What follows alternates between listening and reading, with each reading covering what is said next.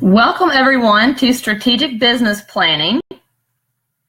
This is such a wonderful time of year to take the time out to do a little business planning. So I usually teach this class locally, but I decided this year to offer the class virtually. So I was going to see how this goes, and you will have to let me know how you like it.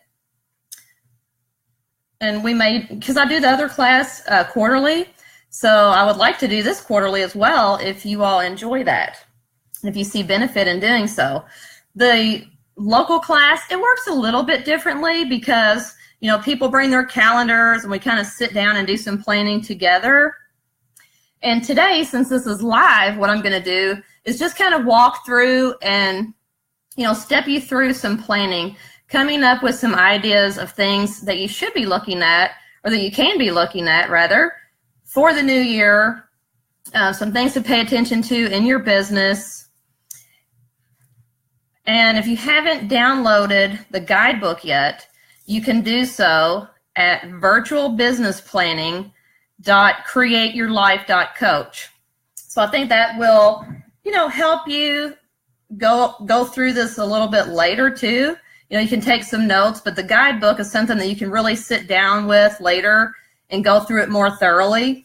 So you can feel free to download that at the link, and I have put the link in the Facebook group. I am sharing my screen, so I'm not able to see the live. I can't see you all live because I am screen sharing, but I feel like that would be the best way to kind of share this material. So I'm Jenny Boyce. I'm a business coach who works with people who either have a new business or who need help attracting clients in their current business. So I teach people how to create consistent income by packaging their services and by creating programs tailored to their ideal clients. You know, I then show them how to market and sell their programs online, how to launch group programs, and everything in between. So I love systems and formulas, and I have a very hands-on approach. You know, I enjoy helping people break through barriers that may be holding them back, because I know how challenging it can be to be your own boss. So I love coming up with ways to help people take action. I'm a great implementer, and I want to help you get good at implementing as well. So those are some of the things that we're going to talk about today also. So some of the things that we're going to cover today is we're going to step back and take a bird's eye view of your business and your finances. You know, we're going to take a look at some of the income trends from last year. You know, it's important to see what types of trends are there so that we can see patterns, so that we know what types of content and packages and different offerings that you can have this year, like depending on those trends. So we're also going to review your finances so you can determine your pricing and just really get clear. So I feel like sometimes we put out, you know, these numbers of how much we want to make, but we're not really clear on how we're going to make it happen. So we're going to look into that as well. And then we're going to set goals for how many clients you want to attract and serve in the new year, and discuss ideas of ways of doing that. And then we're also going to look at some of the ways that we block ourselves, you know, with our scheduling and, you know, coming up with some ideas to implement things, you know, to be more proactive as well. So before we start, I think I'm going to try to check the Facebook group and just make sure that you all can hear me. If you all can hear me, feel free to comment. Let's see.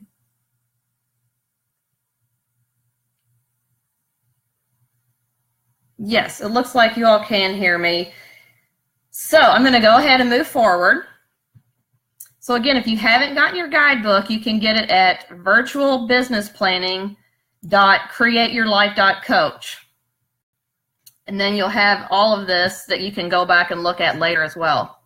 So let's take a look at what your gross annual income for 2017 was. You know, you may not know this number yet if you haven't done your taxes, but go back and fill this in, because what's really fun too is you can take this guidebook at this time next year and kind of see where you were, what types of things have changed, you know, and again, see if there's any trends. So, you know, go ahead and jot down, if you know those numbers now, go ahead and fill that in. And then take a look at which months you had the biggest income. Like how much, which months did you make the most money? And then take a look at what you were promoting. Were there any holidays that month? Was it, what do you attribute the high income to? What was happening in your business? And then also looking at what the lowest months were income-wise. One of the tools that you can get these numbers is, like, I use SquareUp for my payments, and they have, they send me a report telling me what the biggest months were, things like that. But, go through your records and just find out, like, when was I making the most money? And then think back as far as what were you doing? Was it a promotion? Like I said, what do you attribute that income to? Because what happens in your business, you can start planning, making some planning around those months. If it was really successful, I see this a lot with health coaches and business coaches alike. This is a great time of year to be planning. People are making, and life coaches, people are making goals. They're wanting to lose weight. They're wanting to focus on their business more. They're wanting to make some changes in their life, things like that. So there's a lot of planning. A lot of these classes that I was teaching in January, I actually scheduled 3 months ago.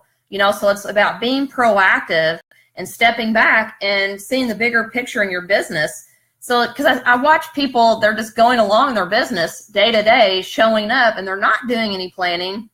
And then their business is kind of stuck in a lot of ways. So when you start stepping back and taking time to do more planning, then you get in the driver's seat of your business, and you can really start seeing things take hold. So it's really fun. So again, jot down, if you see any patterns, go ahead and make note of that in your guidebook so that you can use that to make some planning for the new year. Something else with this lowest income month, it's important to know what that is, because you may want to save money to cover yourself. It took me a couple of years in business to really start seeing that. It was like, wow, some months it was like, woo, business is great, business is booming. And then there were other months where it was like, oh man, So, but once you start seeing what those trends are in your business, then you can start doing some planning for that as well.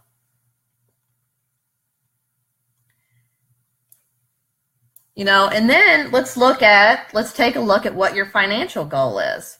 So I've got some tools here to help you uncover these numbers. So what I like to do is just, get people to come up with a couple of different numbers, okay? So you want to first map out what your what your expenses are. How much money do you have to make in your business to make ends meet, right? So you can map out that information here. You can fill that in here to come up with your total expenses. But then also take a look at what types of things would you like to have money for in the new year? What types of things do you desire? Do you need a new car? Are you ready to update your wardrobe? You want to go on more vacations? You'd like to hire a coach, self-care. What types of things do you want to have the money for? So I usually have 3 different numbers to work with. So how much do I have to have per month? How much would I like to have per month? And then what is my dream number? Because this is too, I see people, I ask them, like, how much money do you want to make? Of course, everyone wants to make 6 figures or more, right? But, but they don't really have a clear path on how to get there. So that's why I think it's so important to come up with, okay, well, at least I have to have at least $3,000 per month to pay my bills. I'd like to have $5,000, and I would really like to have $10,000.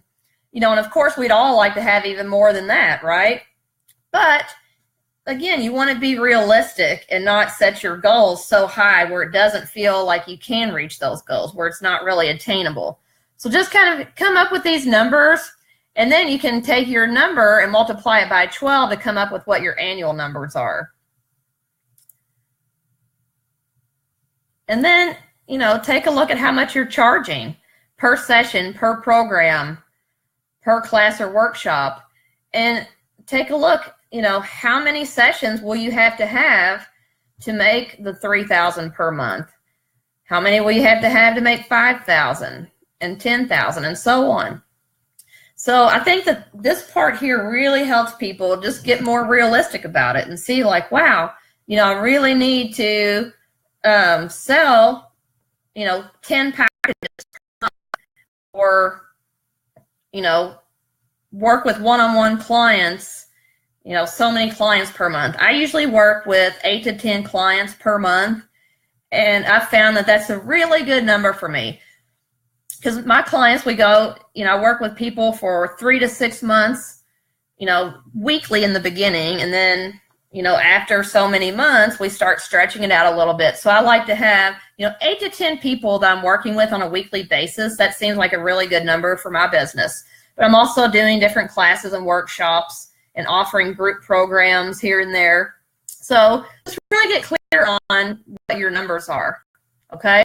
And you may need to change your price. Like, take a look at your price and see, like, how realistic is my price. If I'm charging $45 for a session and I want to make $5,000 or $10,000, that's a lot of sessions. There's not really enough time. So you may look at changing your price. I do want to say one thing about that, however. You do not want to, charge more than you feel comfortable charging.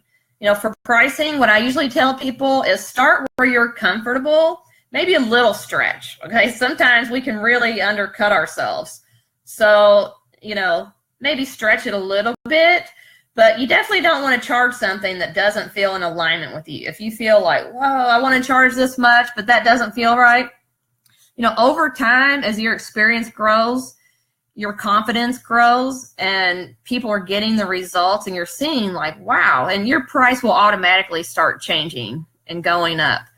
But when you're initially setting your price, find a place that you are comfortable with.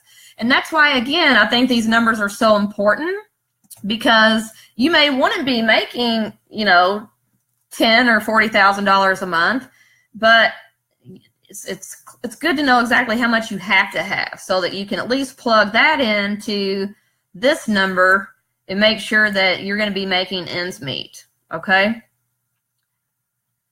So, and then again, figuring out, so now that you have these numbers, how many clients do you want to serve in the new year? And what types of things can you be doing? Programs, workshops, VIP days. That's something that I'm going to start doing this year, is having those VIP days, so that, offering like 4-hour blocks where you can really get a lot done in that time frame. When people have a specific goal, that's something that's really fun to do with people, is have these little blocks where you can really, get deep and work one-on-one and just knock some stuff out. So get clear on how many clients that you really want to serve this year. And then take a look too at how you can use those patterns that you're looking at from last year to figure out when you're going to do that planning. Which months or seasons or holidays are best to plan those packages and programs around. Then you really want to put a date on it, okay? So it's very important to put a date on when you're going to be hosting these events. Go ahead and mark your calendar. It's so important to put a date on things, because so often we have these ideas like, oh yeah, we're going to do this, but we're not showing up. We're not making it happen. So go ahead and mark your calendar so that you can make these things happen. This is part of that implementation process that I was talking about, because that's one of the things that's a little tricky when you're your own boss. You're not really, you don't have a deadline, so you have to make your own deadlines. So if you go ahead and put it out there, then you have to show up. You have to get it done. So then you also want to mark your calendar for when you're preparing and prepping. Okay, so you want to mark your calendar for your implementation time as well. And then get clear on how many people you want to attend your workshops. You know, what are you going to do to reach these people? This is another area that I see people, it's like, oh yeah, I want 20 people. Okay, well, how are you going to reach those people? You know, get very clear on what you're going to do to be more visible. You know, is it realistic to think that you're going to have 20 people with, you know, 20 subscribers on your newsletter list? You know, things like that. How many Facebook friends do you have? And so maybe, you know, you need to spend time growing your list first before you launch a program. You know, get clear on what you want your list size to be and by what date. It's so helpful to set some goals so you can really, you know, go back. It amazes me how often I've gone back and looked and been like, wow, I've done every bit of that stuff just by writing it down. There's power in writing things down. So write out how you will get visible this year through media, speaking, videos, blogging, live events. You know, come up with what your visibility plan will be. Then you can set a goal or intention for how many one-on-one clients that you want to support. Like how many one-on-one clients feels right to you. You know, you don't want to work with too many people, but, you know, find that number that feels right for you. And then what action steps can you take right now to get yourself out there more? And so that you can start attracting more clients and creating more consistent income. So that's part of the planning piece. So go ahead, like I said, and go back and fill in those answers. It will really help you get a jump start on your year. And you'll get to reflect back on that at this time next year and see what types of things you actually made happen and what things, you know, were lagging. So, or, you know, where you may need to step it up again. Okay, so here's 4 ways to help make more happen in your business. Like I said, we're going to talk about the energetics of your business, because if you want to create a strong business, it's important to have a strong foundation. Right? And to do that, to have a strong foundation, you need more structure. So 4 ways to create more structure, which also helps with implementation and to make more happen, is number 1, set office hours. You know, so often I have clients that are just working when they have clients. They think it's still a hobby at that point. You know, if you don't have office hours, then your business is still a hobby. You know, it's important, if you're running a business, to set those hours and show up in your business. Your business needs an employee, right? You need someone going to work for you and your business. And in the beginning, you do end up doing a lot of those tasks. But you have to show up. So it's very important to set time and show up during those times. You know, I have some clients that they only have, you know, if they're working a full-time job and they have kids, you know, and maybe in the beginning, they only have 2 hours per week that they can devote to their business, or 4 hours, or 6 hours. You know, whatever that is, you need to set those hours to actually make that happen. And it's amazing what can happen in 2 hours a week if you start setting aside the time for it. What you focus on grows. So having that set time, you can really knock a lot of things out. So get clear on what you want your schedule to look like. You know, scheduling is so very important. Okay, I have this sheet here. Let's see, I believe it is here. That just helps you get clear on, I think it helps to see a daily schedule, so that, because oftentimes I see people with calendars that just have the month view. Okay, and they see, you know, when they go to look at their calendar, they see 1 or 2 things written on that day. So they think, oh, that day's gone. That day's busy.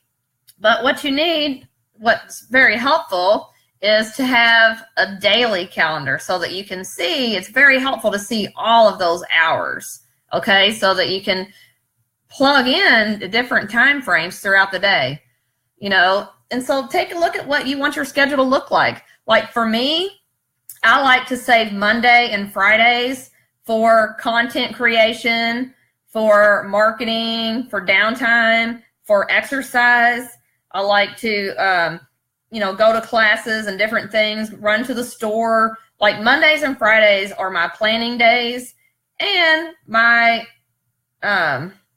days to get things done in my personal life. So I usually schedule clients on Tuesday, Wednesday, and Thursday. Here's another tip. I found, I usually work when my daughter is at school from 9 to 4 o'clock. So I found that in order to maximize my time, then I need to schedule people from 9:30, and this one's not broken down by the half hour, but my calendar is, I have a 9:30, an 11, a 12:30, and then a 2 o'clock. So that way I can fit in 4 people. Otherwise, if someone says, oh, can you meet at 10? Well, then that throws off the number of clients that I can have on my client days. So take a look at those things as well. The scheduling is so very important. Like I always write in when I'm going to, with like the implementation time too, the creation time. So I'll block out time to work on different classes, time to prepare material, time to make these things happen. So it's not enough to just write your dates on your calendar of when your hours will be, but also get clear on what types of things you'll be working on during those hours. So it's something that's very powerful. And then also make sure that, you're having days off, that you have time with your friends and family. It's not all work either. I see people going off in the opposite direction as well, where they're working all the time, they're burning it at both ends, and then they're not happy, their energy isn't great, and so things aren't really paying off for them either. And then look at organizing your material. So when you do sit down to work, it's very important to have your material organized so that you know exactly what you're going to work on. So, I have a journal that I keep all of my blog post ideas in. I have to-do lists. I have like a master to-do list. I have a daily to-do list. I have a book that I keep all of my projects outlined in. So the thing is to get very organized so that when you do sit down to work on your business, you know exactly what you're doing and you can take off from there, okay? And then organize your time. Again, I think I talked about this a little bit already. You drive the conversation when it comes to your scheduling. When people say, oh, can you do 10? Then that doesn't work for me usually. So I say, well, I can do 9:30 or 11. Do either of those times work for you? People are always usually able to work around my schedule, which is really great. And that's really why you want to be in business. You want to have the lifestyle that you want to create. So, but it's really just getting clear and organizing your time so that you can really maximize your time, okay? And then two, setting a timer between tasks to make sure that, something that I've found lately is that I work really well working on one project for 20 minutes. I may skip over and do this project for 20 minutes and come back, go take a break. Work at home, I may walk around the block. I may do the dishes and come back, because I'm processing a lot of things when I'm doing these things, so I try to have, and this is something that goes into the rhythm as well. My daughter went to Waldorf and they were big about rhythm. They taught us how to create a rhythm and stick with it. And that our rhythm should be an inflow and an outflow. So it's like putting your energy out there and then an hour or so later, spending downtime or like taking that energy back in. So going around the block, doing something that's more internal so that you're processing during those times. So you have to give yourself that processing time, or else a lot of times you get overstimulated. So, and that's what, creating a rhythm is all about. Like a rhythm really holds your week together. And it's something that's so funny that I've really fought this in the beginning. I was just not, wanting to set a time and stick with it. But what I found that once I came up with a schedule, it really worked for us. I love our rhythm. I love our weekly schedule because it really supports us. And what's so amazing is you're able to get so much more done when you have a rhythm, when you have that schedule. mean, you can really make things happen. So it's very important, you know, because I know that it's like in a week long, you know, in the week, I know that I can make my grocery stops happen, my cooking, you know, my workouts, seeing my clients, making my content, you know, developing new material, you know, all of those things can happen because of being organized and having a schedule and working with a rhythm. Now I want to talk about like 3 blocks that people have to creating consistent income, because this is something that I see show up a lot. And, you know, I just want to touch on these a little bit. So the number one thing that so many of us struggle with, I'm pretty sure every person that I've ever worked with struggles with self-worth on some level, you know, and it's really difficult when you're starting a new business and you're putting yourself out there for the first time and maybe you haven't had any clients yet. So it's really scary, you know, and you may not feel 100% sure of yourself in the beginning, you know, and believe me, I know every single person that I've worked with, including myself, excuse me, everyone has felt like a fraud at some time in the beginning. Trust me, you're not alone on this. People will finally admit to me, like, I feel like a fraud, and they think that it's only them, and it's like, oh yeah, everyone feels that way. That's totally normal. But the truth is that you have to start somewhere. You know, think about how you felt on the first day of your new job. You know, when you start a new job, you know, you don't expect yourself to know everything and be perfect right away. So, you know, really give yourself some space and allow yourself time to make mistakes and learn and grow from those mistakes. So it's just really cut yourself some slack. I know that when I think back on some of my first nutrition clients, I mean, it's embarrassing. You know what I mean? It's like, oh my God, like I just really didn't have it together, you know? But you just have to, you know, trust that the right clients are going to show up to work with you, that they need exactly what you're offering, and that you can learn and grow in that process, you know? So,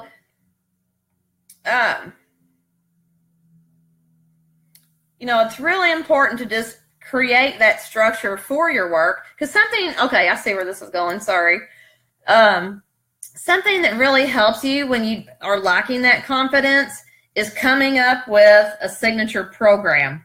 Okay, this is one of the main things that I help people do is when I first start working with someone, you know, first we get clear on who their ideal client is. Then we start looking at how can we package your services, number one, to create consistent income for you and to get better results for your clients. Because if you're having these one-off appointments with people, then people aren't really getting results and you're not seeing results. So that, you know, erodes your confidence as well.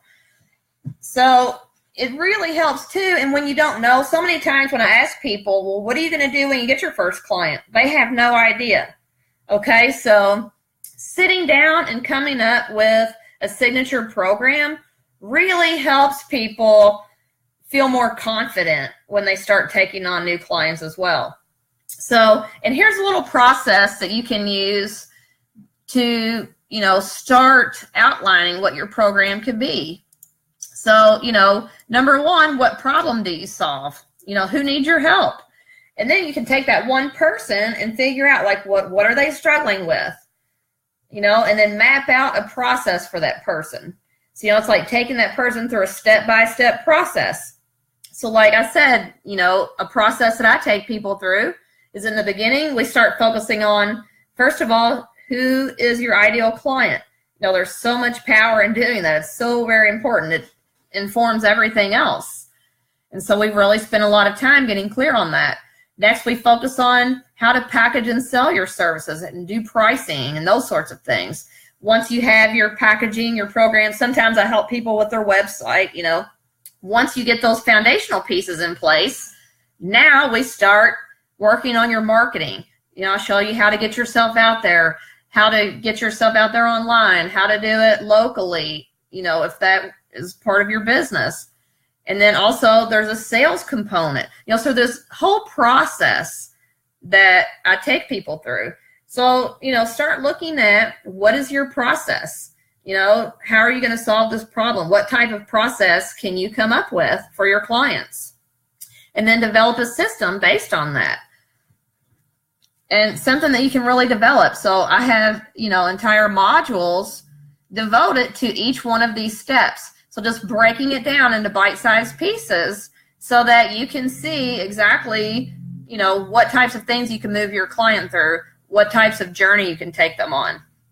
So it's amazing how people shift once they get a signature program together, because it's something that you can really become good at.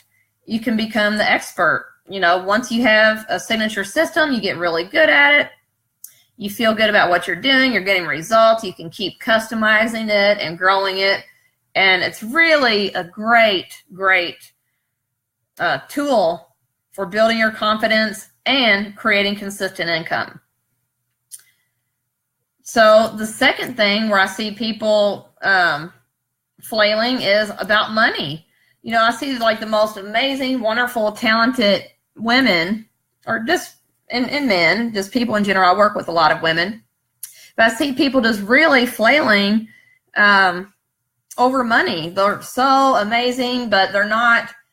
They're scared to charge what they're worth, or they have some types of beliefs about money that are really hindering them. So this is something to just really sit down. If you feel like this is something you're struggling with, go through this process. Sit down and write out, what are your beliefs about money? What are the stories that you heard as a child about money? What did you learn from society about money? What did you come to believe to be true about money? A lot of these things, exist in our society. Money is the root of all evil. Oh, we can't afford that. What types of things? The pricing is outrageous. I know people that are millionaires that will buy generic everything because they're so scared. They will crimp on things. They, have areas of their house blocked off to where, they're so scared to spend their money. So what types of beliefs do you have about money? And then start challenging these beliefs. I feel like what's funny about beliefs is that we developed our beliefs subconsciously. A lot of it we weren't even aware of in childhood before the age of 7. And these programs have been running our entire lives. So, it's important to stop and start challenging these beliefs. Are these things that you even still believe in at all? Did you ever believe in those? Or was it just something that you absorbed from your environment? So it's important to just really start challenging these beliefs for yourself. What's very important is to stop reciting these beliefs. Like, do not say you can't afford something. Just remove those words from your vocabulary. This is something like with my daughter, I refuse to program her in that way, right? And I don't like to say it and encourage it in my own life either, right? So if we're in a store and she wants to buy, kids want to buy everything in the store, but, I never say, no, we can't afford that, or no, I don't have the money. If that is true, or, maybe sometimes I just don't want to buy it, but if that is true, it's like, I'll just say, no, we don't really need that. I don't want to get that. No, let's not get that. There's other languaging that you can use, or maybe we'll get it another time, but not today, because we don't want to start limiting our children, or ourselves. So it's very important to just stop, catch yourself from saying any type of limiting wording or languaging around money. So, and then, write out what you want to believe instead. Like, what are some good ideas or things to believe about money? And then you can use those affirmations daily. So I like to, it's so fun when you really start looking at your money stories, because you can usually pay attention to it when you're spending. Like, what types of stories are you telling yourselves when you're in the store, or when you're swiping your card, or when you're leaving the store. That's where you can really pay attention. And then you can start applying these new beliefs, these new thoughts in those moments.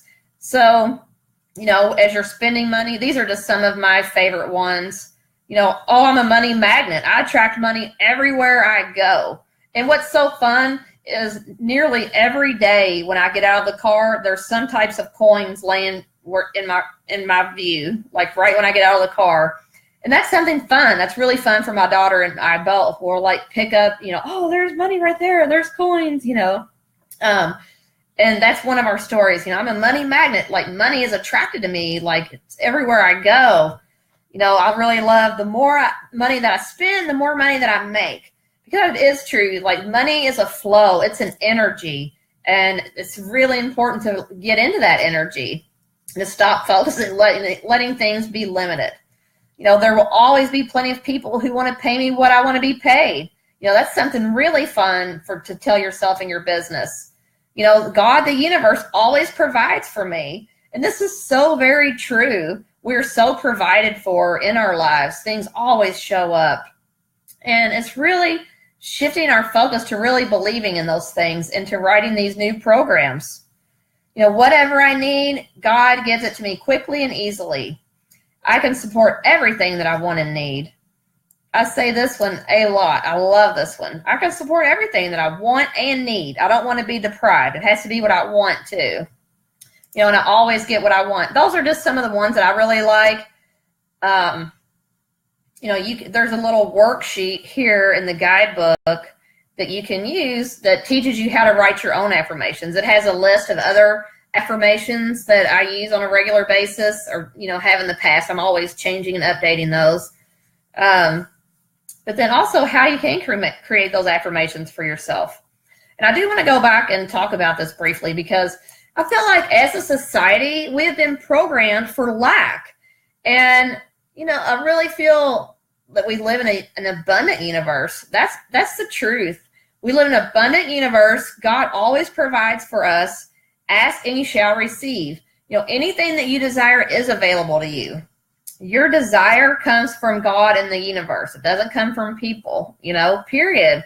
So you are supported and you are taken care of. And this is something that I really am passionate about is upgrading our thinking about money as a society in my own life, in the lives of my clients, and everyone that I talk to. And maybe you will get excited about this as well and just pass it on. You know, I really feel like it's time to switch to abundance and allow abundance to flow into our lives in a big way and stop believing in any type of limitation. Okay, the third area where I see people kind of struggling, and this was a big one for me, which is why I like to talk about it, is, you know, the word sales. So many people just cringe when they hear the word sales. You know, they think salespeople are slimy. They hate being sold to. So they don't want to talk to their clients about money. People just tense up, you know, and people sense that and they're like, I don't really want that, you know. So it's so very important and that's why I spend time, you know, like really, I spend a lot of time on sales with working with my clients because this is a big thing. Like you have to become more comfortable selling or you're not going to be successful. And like I said, this was something that when I was working with my first business coach, you know, a few years ago, she was like, Jenny, you know, you have to do this. And we were just really struggling over this. And it's something that now I really love and enjoy. I really love having these conversations and helping people expand themselves and expand their consciousness around money and stop believing in all the lack. Like to me, it's an opportunity for those conversations too, which I really enjoy.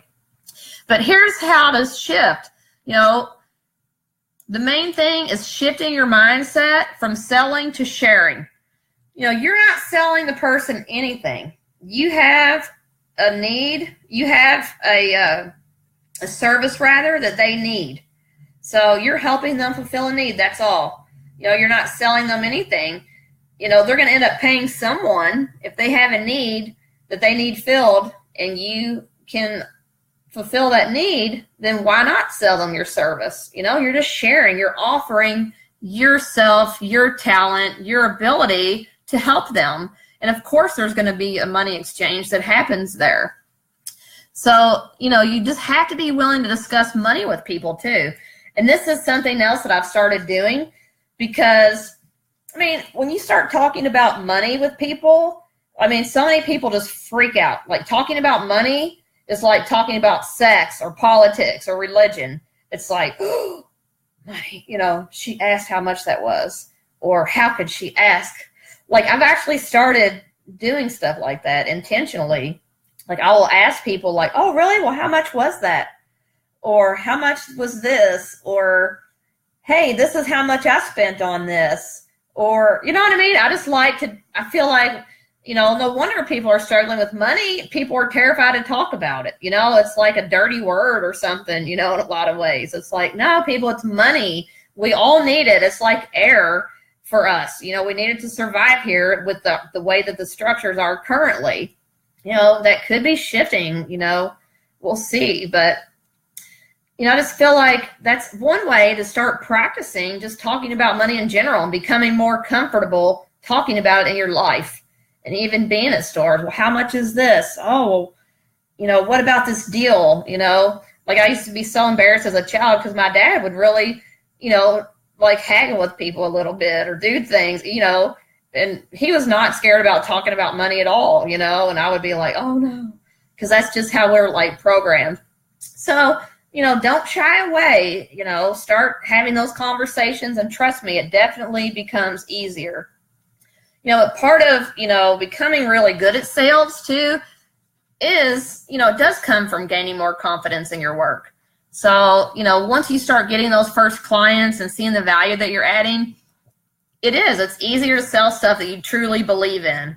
So, and that's why, again, that I feel like having those programs that I help people create is so important, especially when you're starting out or when you're not gaining any traction, or when you're feeling, you know, apprehensive about some of these things, you know, because it does build your confidence and you do feel better about selling it. So those two things kind of go hand in hand. So I hope that you all found this training useful. I hope that it's got your wheels turning and that you're ready to go make some plans for this year. You know, remember that the key to being successful is planning and showing up. You know, get your schedule, like really spend a lot of time organizing and getting your schedule in order. It will make a huge, huge impact on your business and in your life. You'll feel more balanced. You will be able to accomplish more in your life if you set your schedule and create a rhythm that really supports you, your family, and everything that you really want to do in your life. So, and, you know, I'm doing this training in my group. But, you know, there's always trainings. If you haven't joined my group yet, you know, you can log in here and join. I'm always sharing different trainings with my group. And then also I offer a free assessment to help you identify what your signature program could be. So, you know, this is a 30-minute call. You can tell me kind of where you're at, what you're doing, what you're, you know, what you're about, what you're offering, what your services are, and then we can figure out what types of things can you offer. You know, we'll talk about who your ideal client is, and then what types of program that you could potentially come up with for your clients. So, and just really, you know, get that idea rolling for you. So if that's something that you're interested in, you can send me a message and we can set up a call. So thank you so much for joining today, and I look forward to talking with you all again soon. Bye.